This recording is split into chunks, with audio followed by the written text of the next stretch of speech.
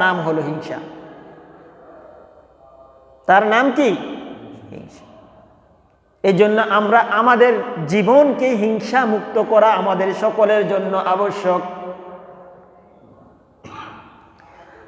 আমাদের জীবনকে হিংসা মুক্ত করা সকলের জন্য আবশ্যক। আল্লাহর রাসূল সাল্লাল্লাহু আলাইহি ওয়াসাল্লাম একবার সাহাবায়ে কেরামের মজলিসে বসে জিজ্ঞাসা করলেন, তোমরা কি জানো প্রকৃত দরিদ্র কে? সাহাবায়ে কেরামকে জিজ্ঞাসা করলেন, তোমরা কি জানো প্রকৃত দরিদ্র কে? সাহাবায়ে কেরাম বললেন, ইয়া রাসূলুল্লাহ, ইয়া হাবিবাল্লাহ, প্রকৃত দরিদ্র তো ওই ব্যক্তি যার হাতে টাকা পয়সা নাই। আমরা তো এমনই বুঝি নাকি? দরিদ্র বলতে আমরা বুঝি যার হাতে টাকা পয়সা নাই। তখন সাহাবায়ে কেরামকে রাসূল পাক সাল্লাল্লাহু আলাইহি ওয়াসাল্লাম বললেন, না না, প্রকৃত দরিদ্র হলো ওই ব্যক্তি যে ব্যক্তি সারা জীবন নেক আমল করেছে, নামাজ পড়েছে, রোজা রেখেছে, দান করেছে, সদকা করেছে, জিকির আজকার করেছে, তাসবিহ তাহলিল করেছে, অর্থাৎ তার আমল নামা নেক আমলে পরিপূর্ণ। যখন সে মারা যাবে হাসরের মাঠে, যখন তাকে আল্লাহ পাকের সামনে দাঁড় করানো হবে, সে দেখবে আমার আমল নামা তো নেক আমলে পরিপূর্ণ। এমন সময় হাজারো মানুষ তার সামনে ভিড় জমাবে। মানুষ কি করবে? ভিড় জমাবে। একজন আয়েশা বলবে, আল্লাহ, সে লোক আমার বিরুদ্ধে অনধিকার চর্চা করেছে, সে আমার গীবত করেছে। তখন গীবতকারীকে তার আমল নামা থেকে তাকে আমল দেওয়া হবে। আরেকজন আসবে, আয়েশা বলবে, সে আমাকে হিংসা করেছে। এভাবে তার আমল তাকে দিতে থাকবে। আমল দিতে দিতে এক সময় তার আমলের খাতা শূন্য হয়ে যাবে। নিজে নেক করছে, নামাজ পড়ছে, রোজা রাখছে, সদকা করছে, জিকির আজকার করছে, দান করছে, আমলে পরিপূর্ণ একজন ব্যক্তি যখন হাসরের মাঠে দাঁড়াবে, মানুষকে আমল দিতে দিতে তার আমলের খাতা শূন্য হয়ে যাবে। তারপরও কি মানুষ বাকি থাকবে, হকদাররা বাকি থাকবে। কারো গীবত করছে, কারো হিংসা করছে, কারো নিন্দা করছে, তারা দাঁড়ায় থাকবে। তখন আল্লাহ তাআলা বলবেন, এখন যেহেতু তার আমলের খাতা শূন্য হয়ে গেছে, এখনো যেহেতু পাওনাদার বাকি আছে, তখন তাদের গুনাহকে তার আমল নামায় চাপিয়ে দেওয়া হবে। একজন পরিপূর্ণ আমলদার ব্যক্তি তার আমলের খাতাকে পরিপূর্ণ গুনাহে বুঝাই করে সে জাহান্নামে চলে যাবে। আল্লাহর রাসূল বলেন, সেই তো প্রকৃত দরিদ্র, যে আমলের খাতা বুঝাই করে হাসরের মাঠে উঠল, এখন আমলের খাতা শূন্য করে গুনাহে বুঝাই করে সে কি করলো? জাহান্নামে চলে গেল। এইবার দেখেন হিংসা জিনিসটা কেমন। সে আমল করছে কিন্তু তার আমলের খাতা শূন্য হয়ে গেছে।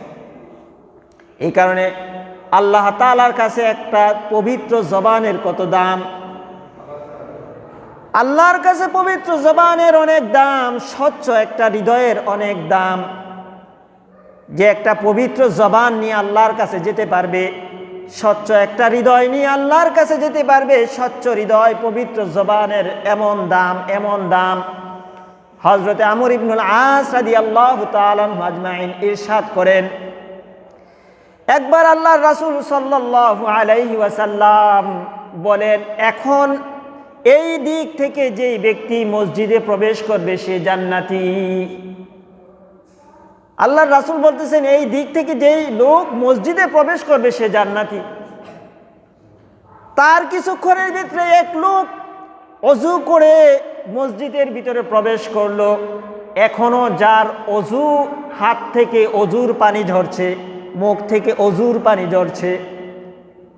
তখন সাহাবায়ে কেরাম রাদিয়াল্লাহু তাআলা আজমাইন বললেন, এমন কি আমল সে করে যে আমলের কারণে স্বয়ং আল্লাহর রাসূল সাল্লাল্লাহু আলাইহি ওয়াসাল্লাম তাকে জান্নাতের সুসংবাদ দিয়েছেন। একজন সাহাবীর কৌতূহল জাগলো যে আল্লাহর রাসূল সাল্লাল্লাহু আলাইহি ওয়াসাল্লাম এত বড় একটা খুশখবরি দিয়েছেন, এটা অবশ্যই জানা দরকার। এক সাহাবী কৌতূহল বশত নামাজ শেষ করে তার পিছনে পিছনে হাঁটা ধরলো। কিছুক্ষণ যাওয়ার পরে বলল, ভাই আমি তোমার বাড়িতে 2-4 দিনের জন্য থাকতে চাই, তুমি কি সেই সুযোগটা আমাকে দিবে? 2-4 দিনের জন্য আমি তোমার বাড়িতে থাকব। তখন ওই সাহাবী বলল, ঠিক আছে থাকো। তখন ওই সাহাবী তার বাড়িতে থাকা শুরু করলো। ওই সাহাবী খাবার খেয়ে নামাজ পড়ে ঘুমিয়ে পড়ে। কিন্তু আমর ইবনুল আস বলেন, আমি ঘুমাই না, আমার 2 চোখটাকে সজাগ রাখি যে সে কি আমল করে, যে আমলের কারণে স্বয়ং আল্লাহর রাসূল তাকে জান্নাতের সুসংবাদ দিয়েছে। এমন কি আমল করে যে আমলের কারণে আল্লাহর রাসূল স্বয়ং তাকে জান্নাতের সুসংবাদ দেয়। সারা রাত্র জেগে থাকে, সে তাহাজ্জুদের জন্য ওঠে না। যখন ফজরের আজান দেয় তখন সে উঠে শুধু ফজরের নামাজ পড়ে।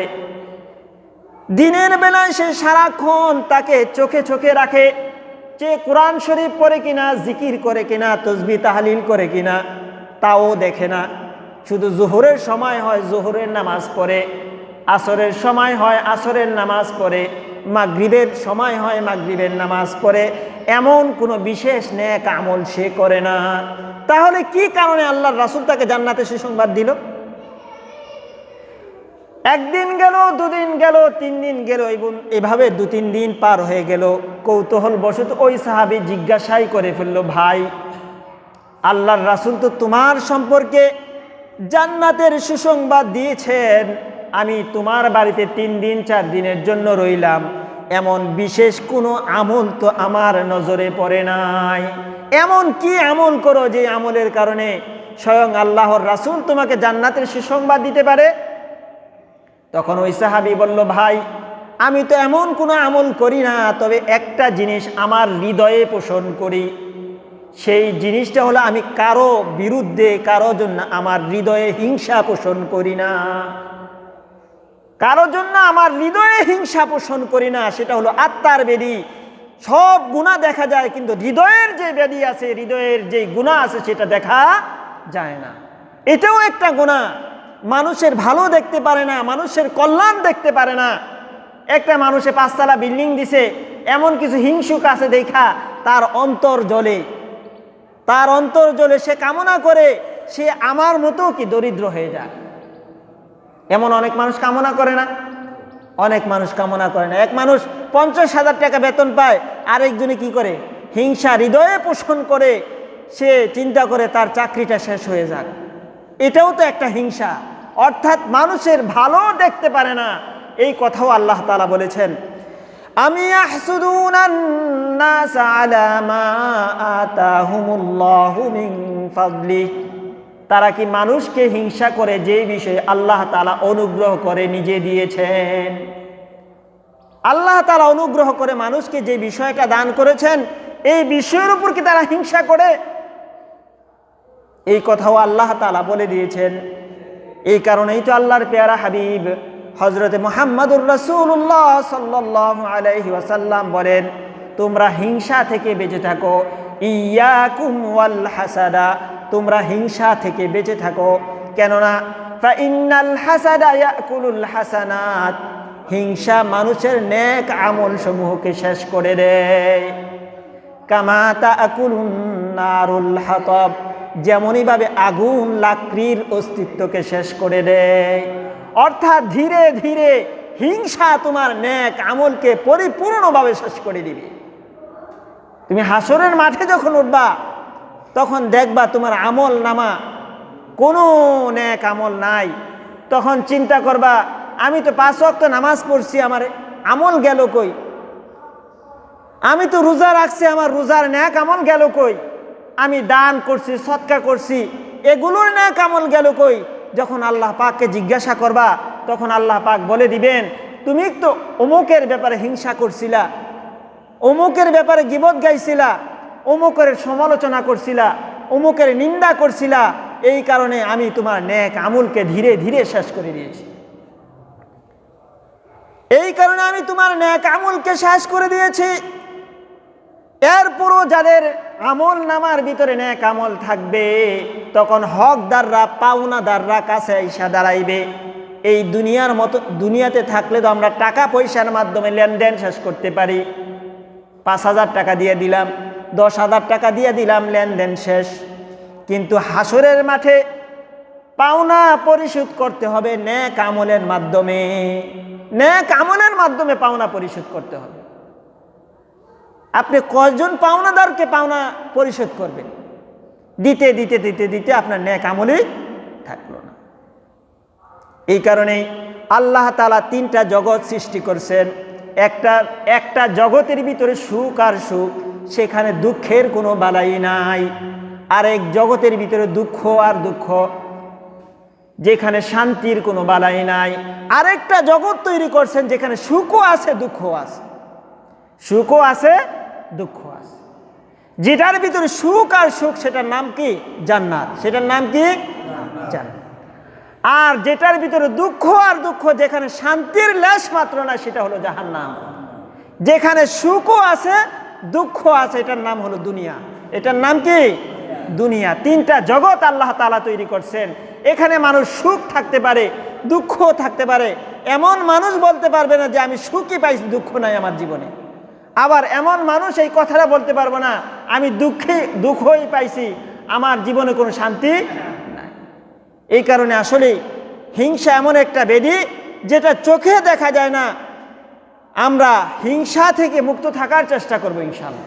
আল্লাহ তাআলা আমাদের সকলকে হিংসা থেকে বেঁচে থাকার তৌফিক দান করুক। সকল বলেন আমিন। ওয়া আখিরু দাওয়ানা আলহামদুলিল্লাহি রাব্বিল আলামিন। যারা 4 রাকাত